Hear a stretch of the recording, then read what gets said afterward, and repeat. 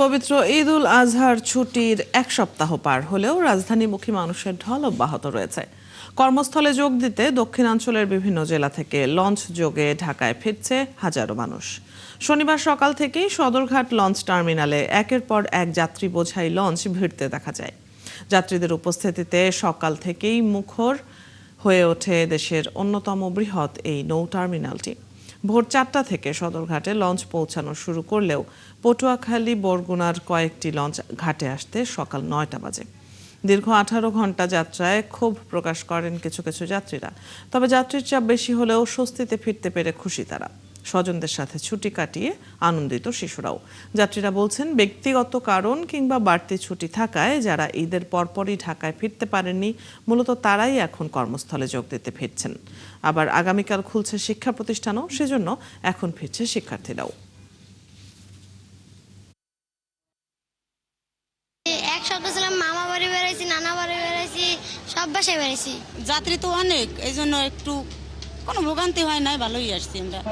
মামার সঙ্গে, দাদির সঙ্গে, নানির সঙ্গে, সবাদের সঙ্গে দেখা হয়েছে। আলহামদুলিল্লাহ, এখন ঈদের পরে এখন একটু ভিড় কম, আসতে তেমন কোনো ভোগান্তি হয় নাই, আর ভাড়াও তুলনামূলক আসলে বেশি হয় নাই।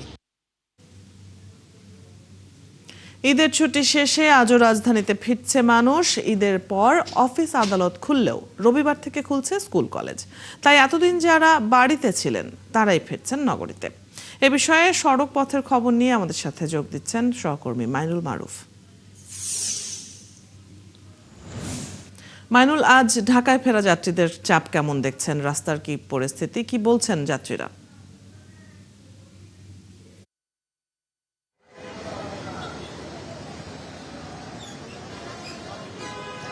আজ একে তো শনিবার, যেহেতু অফিস খুলে গিয়েছিল আর কয়েকদিন আগেই, সেহেতু আজ কিন্তু শনিবার হয়, অফিস বন্ধ হয়, কিন্তু রাস্তায় কিন্তু চাপ নেই। এবং যেই গাড়িগুলো ঢাকার বাইরে থেকে আসে সেই গাড়িগুলো বলা যায় যে অনেকটা বাধাহীনভাবেই কিন্তু চলে আসতে পারছে বাস স্ট্যান্ড পর্যন্ত। এবং বাস স্ট্যান্ডে কিন্তু যাত্রী সংখ্যা, নামার সংখ্যা কিন্তু অনেক কম। কারণ যে আমরা সচরাচর যেমনটা দেখি যে বাসগুলো যখন ঢাকার বিভিন্ন এলাকা থেকে ঢাকায় আসে, তখন এই যে ঢাকায় ঢোকার পথেই কিন্তু তারা অনেক যাত্রী নামিয়ে দিতে আসেন বিভিন্ন পয়েন্টে বিভিন্ন জায়গায় নামাতে পরে কিন্তু বাস স্ট্যান্ডে আসেন। এবং আমরা বাস স্ট্যান্ডে আছি এবং এখানে যারা নামছেন, একান্তই যারা এইখান থেকে আরো ভেতরের দিকে যাবেন এই মহাখালী বাস স্ট্যান্ড থেকে, তারা কিন্তু এখানে এসে নামছেন, যার সংখ্যা খুবই নগণ্য বলা যায়। তবে অন্যান্য জায়গায় আমরা সকাল থেকে বিভিন্ন টেলিভিশনের পর্দায় যেমনটা দেখেছি যে বাসগুলো যখন ছেড়ে আসছে তখন কিন্তু বেশ যাত্রী নিয়েই আসছে। তবে ঢাকায় আসার পর বিভিন্ন জায়গায় নামাতে যখন বাস স্ট্যান্ডে আসছে,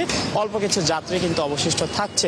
এবং আমরা তাদের সাথে কথা বলেছি, তারা বলছিলেন যে যেহেতু কালকে থেকে স্কুল কলেজ খোলা এবং বাচ্চাদের স্কুল শুরু হবে, এ কারণে কিন্তু তারা চলে এসেছেন অবশেষে। এবং ঈদ চলে গিয়েছে 8 দিন, এর মধ্যে যাদের অফিস আগে খুলেছিল তারা কিন্তু আগেই চলে এসেছেন।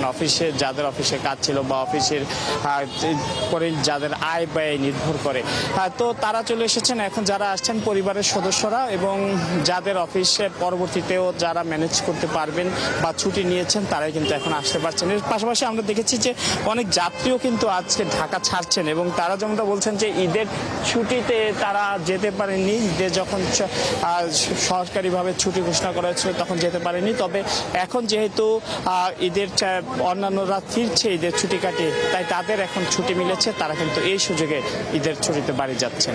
অদিতি। মাইনুল, আপনার কাছ থেকে সড়ক পথের খবর জানছিলাম, ধন্যবাদ। দর্শক, সহকর্মী মাইনুল মারুফ যুক্ত ছিলেন মহাখালী বাস টার্মিনাল থেকে।